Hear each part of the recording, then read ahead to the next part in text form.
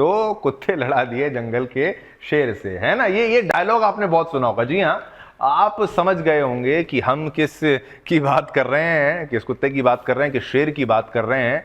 बात करेंगे नोटा से भी, नोटा यानी नन ऑफ दी अबव से भी, जो है हारने वाले एजाज खान की, उस व्यक्ति की, एक ऐसे प्रत्याशी की जो सोशल मीडिया पर भर भर कर गंद फैलाता है, गंदी बातें करता है और लोगों को मां बहन की गालियां देता है, मां बहन की गालियां देता है। और ये नेता बनना चाहता था और उनका मजाक बनाता है ये व्यक्ति। और ऐसे प्रत्याशी को उतारने वाली पार्टी के बारे में भी आप जान लीजिए, चंद्रशेखर जी के बारे में। अब इन्हीं से ये उम्मीद की जा सकती है कि ऐसे प्रत्याशी को टिकट देने के लिए, भाई क्या सोच के आपने टिकट दिया?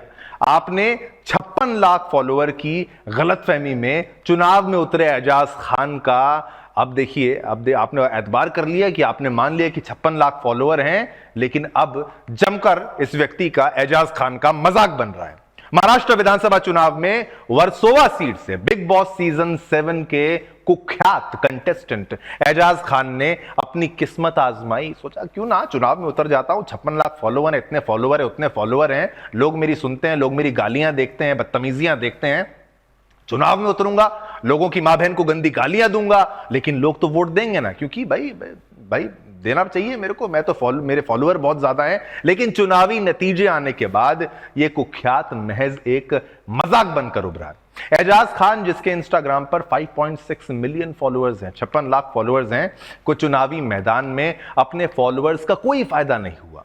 उसकी हार ने यह साफ कर दिया कि किसी भी सेलिब्रिटी को सोशल मीडिया फॉलोअर्स को वोट नहीं समझना चाहिए।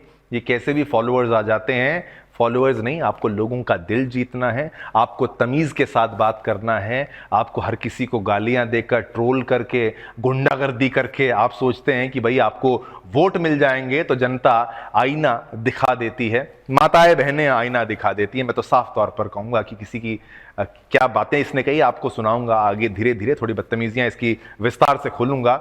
हद तो तब हो गई जब एजाज खान को सिर्फ 155 वोट मिले, जबकि नोटा को 1298 वोट मिले। नोटा भी ज्यादा है, नोटा जीत गया एजाज खान से, यानी जमानत जब्त हुई इस तरीके से हुई कि फजीयत की कोई अंत नहीं। एजाज खान चुनाव में पहुंचा तो आजाद समाज पार्टी का प्रत्याशी बनकर था, पर उभरा है महज एक हंसी का पात्र बनकर। यह स्थिति बेहद शर्मनाक थी और यह साबित करती है कि एजाज खान का चुनावी अभियान केवल एक मजाक बनकर रह गया है।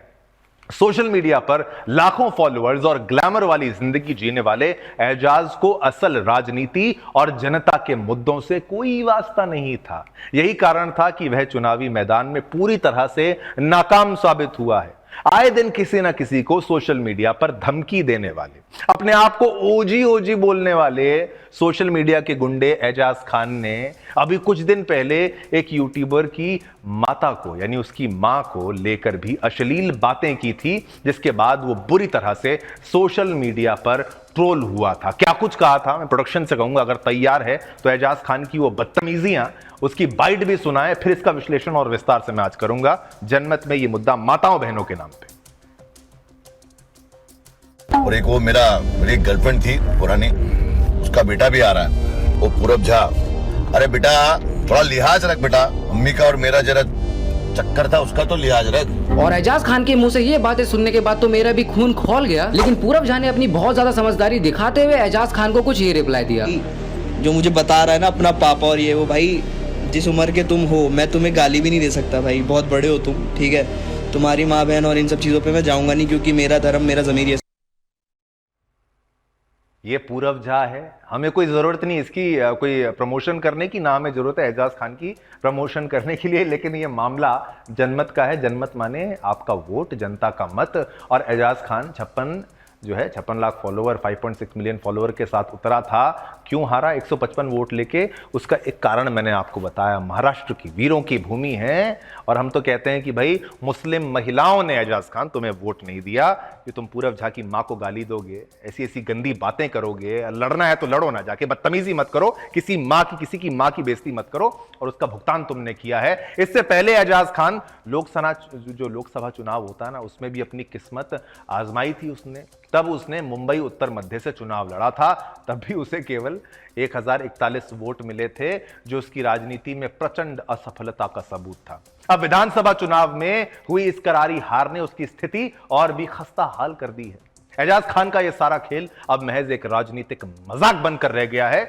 उसके इस पाखंड ने यह साबित कर दिया है कि केवल सोशल मीडिया पर फॉलोअर्स की संख्या का चुनावी नतीजों पर कोई असर नहीं होता।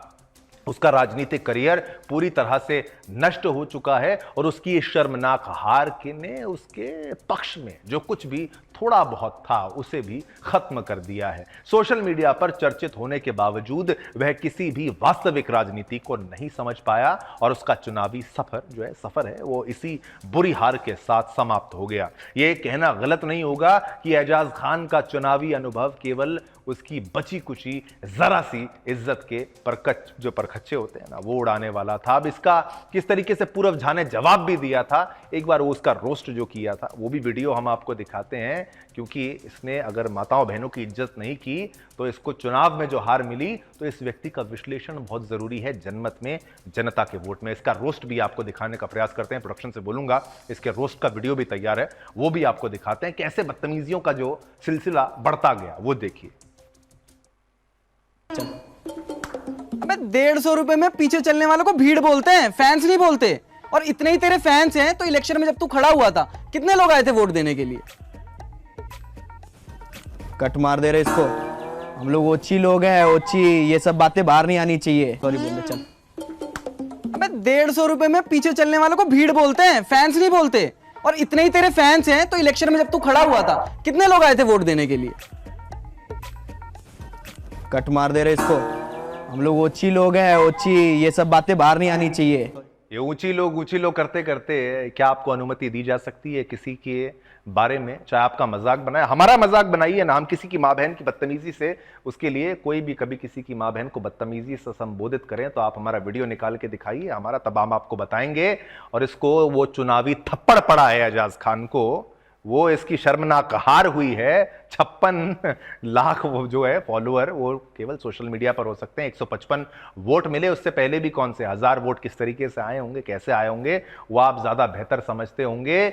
लेकिन आपको ये समझाने का प्रयास करते हैं, वीरों की धरती महाराष्ट्र, मैं कहता हूं पूरी भारत की भूमि जो है वीरों की धरती है, सनातनी भूमि है, वहां पर आप ऐसी बदतमीजियां करेंगे। मैं तो आज ये सभी इन्फ्लुएंसर्स को एक चेतावनी देता हूं, आप जो गंदी गंदी गालियां देते हैं ना सोशल मीडिया पर उतर के, आप सोचते हैं आपकी तारीफ हो रही है तो आपकी वीडियो को छुप छुप के लोग देखते हैं। आप अपनी बदतमीजियों से बाज आइए, ऐसी सस्ती लोकप्रियता के पीछे मत भागिए। ऐसे पैसे का क्या करना जो कि गालियां देके कमाई गई हों, किसी की मां बहन की बदतमीजी करके, बेइज्जती करके कमाई गई हों, और ऐसा जवाब भी क्या किसी को देना।